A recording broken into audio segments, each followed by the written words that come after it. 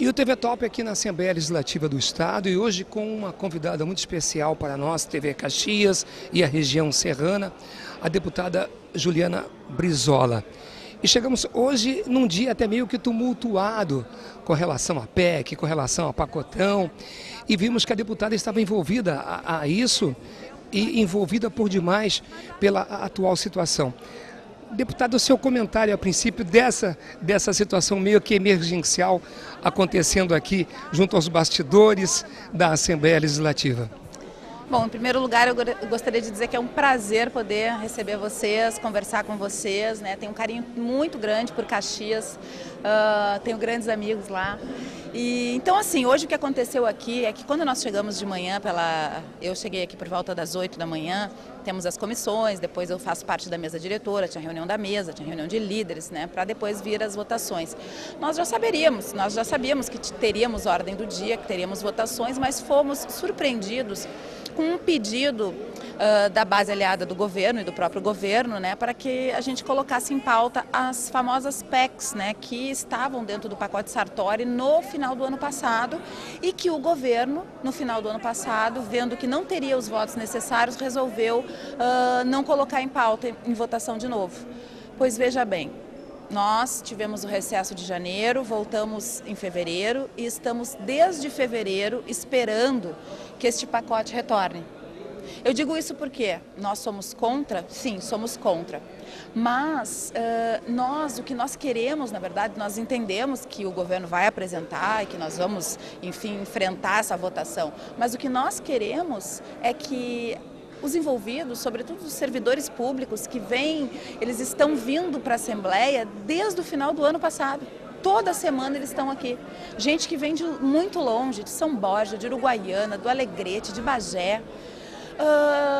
E para essa terça-feira não tinha nenhum acordo de que voltaria o pacote. Então eles estavam desmobilizados, eles não estavam aqui. Deputada, ainda com relação à educação e seguindo plenamente ao que o governador saudoso Leonel Brizola buscava. Você, como neta, busca também esse mesmo projeto, em que a educação seja o ponto principal, em que a educação seja contínua e integral. Como estão os projetos?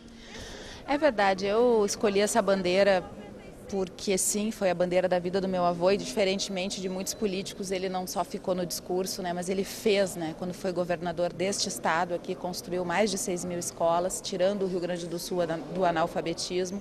Depois no Rio de Janeiro, um projeto extremamente audacioso com o professor Darcy Ribeiro, sobretudo naquelas comunidades mais carentes, né, onde as nossas crianças estavam abandonadas, jogadas à marginalidade.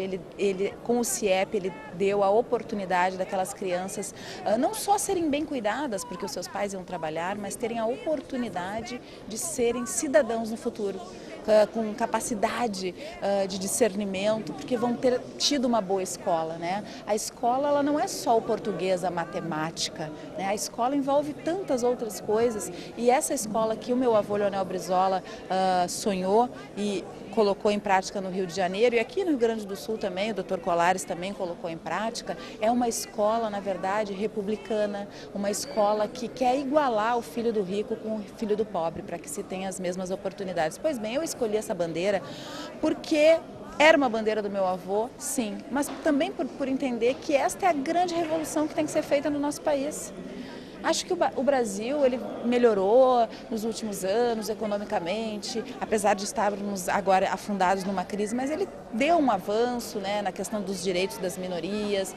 Mas a questão educacional no nosso país, ela engatinha, sobretudo a educação de base, que era a preocupação do meu avô, antes das universidades. Porque é a base, é na criança que a gente tem a chance de mudar, é na criança que a gente tem a chance de colocar naquele HD vazio, sabe? A gente preenchendo aos poucos com coisas de qualidade, com informação precisa, com técnicas, com possibilidade de laboratório. Então, assim, Eu entendo que hoje muita gente fala na educação, tem muitos discursos e é unânime que a gente tem que ter dinheiro para investir na educação, tem que pagar bem professor, mas infelizmente o que a gente enxerga é que os governos não elegem a educação como prioridade, porque não tem mágica, sabe? Por exemplo, meu avô Leonel Brizola, no Rio de Janeiro, chegou num determinado ponto do governo que ele destinou 43% do orçamento do Estado para a educação. Ele foi muito criticado. Na época do CIEPS, né? O CIEPS que foi tão tradicional no Rio de Janeiro e como a deputada Juliana colocou, e a gente pôde vivenciar isso na época, pôde dar em tempo integral toda a orientação pedagógica e toda a orientação que a criança de base, como a deputada comentou, vem de base o ensino e num projeto maravilhoso do Darcy Ribeiro e também do governador Leonel Brizola. Realmente foi um projeto voltado e de muita contribuição para aquela época da educação e hoje um pouco esquecido.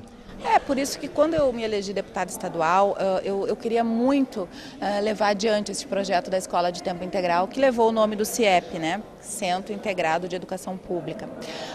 Então nós pensamos, estudamos qual seria a forma, né? E estudamos a Constituição, onde aqui era previsto que era opcional o tempo integral, né? O Estado tinha que ofertar às nossas crianças do ensino fundamental opcionalmente o tempo integral.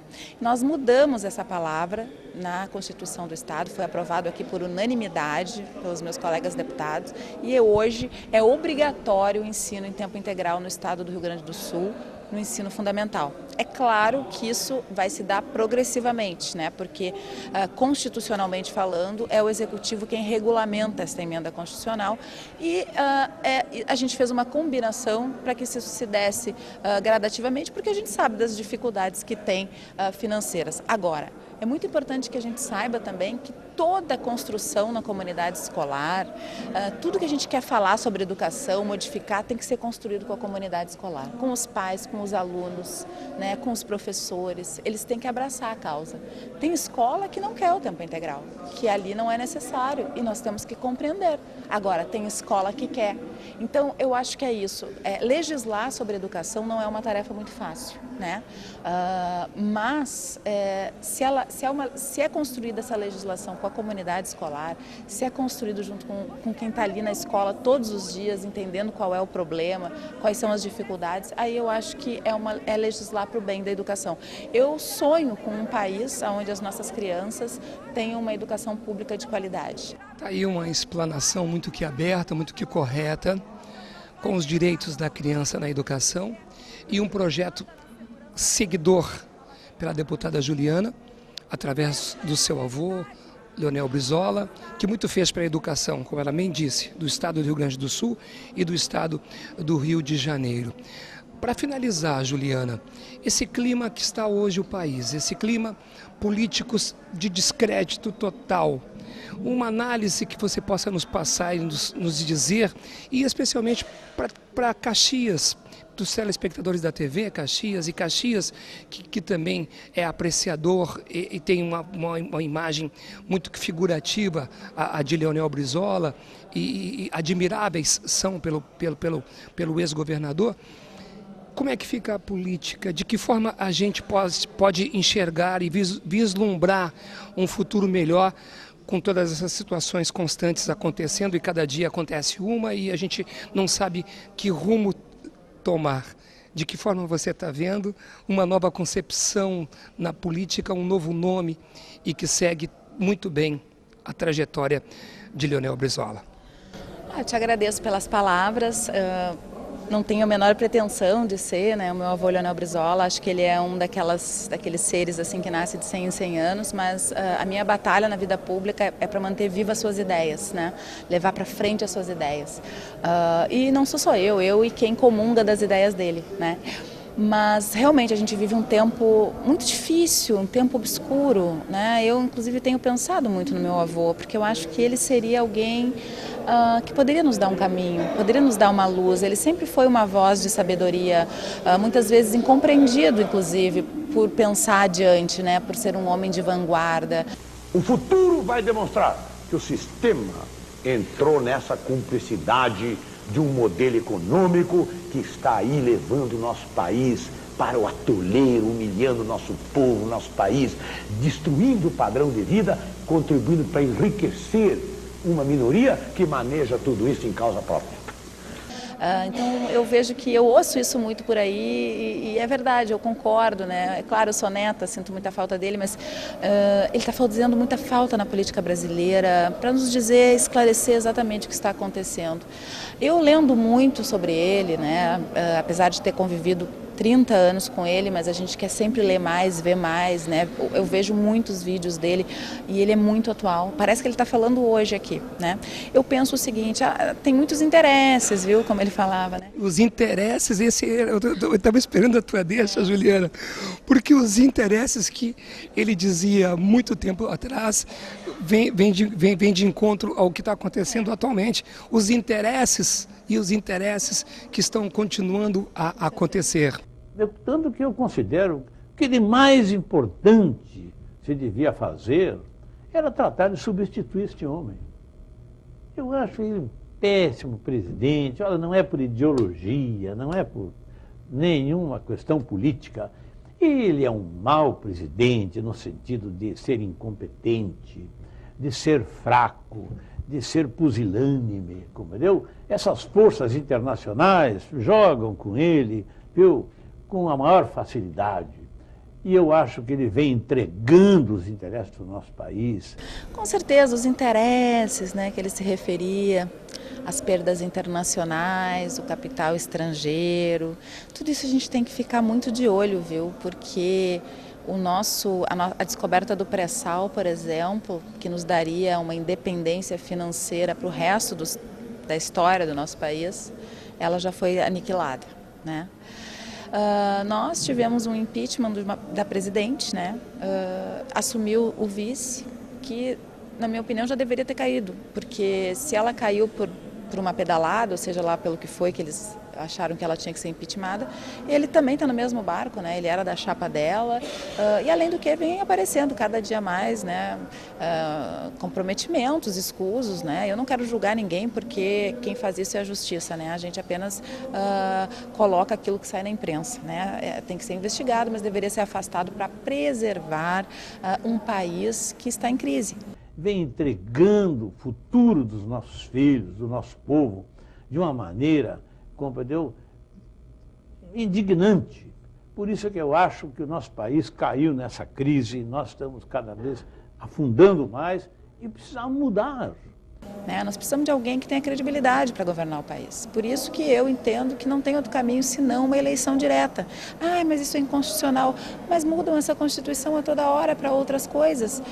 Digo, bem, nós estamos no Estado de Direito, nossos limites estão determinados pelas leis, mas eu propugno igual por um julgamento drástico para com ele. Por que não mudar agora para dar direito ao povo? Mas por que, Juliana? Vamos eleger um indiretamente. Mas acontece é que na atual situação que vive o nosso país, para ele voltar a crescer, para as pessoas começarem a voltar a ter esperança, nós temos que ter alguém que tenha o voto popular. E tem gente que me diz, mas então tu quer o Lula de volta? Olha, eu gostaria que o Lula não fosse candidato. Eu particularmente já tenho meu candidato, que se chama Ciro Gomes, né? Mas que se apresentem todos e o povo que escolha.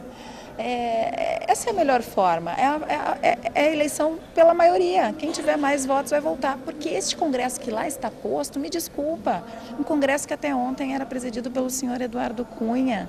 Qual é a legitimidade que aqueles senhores têm para escolher um presidente do nosso país? Zero, essa é a minha opinião, é zero.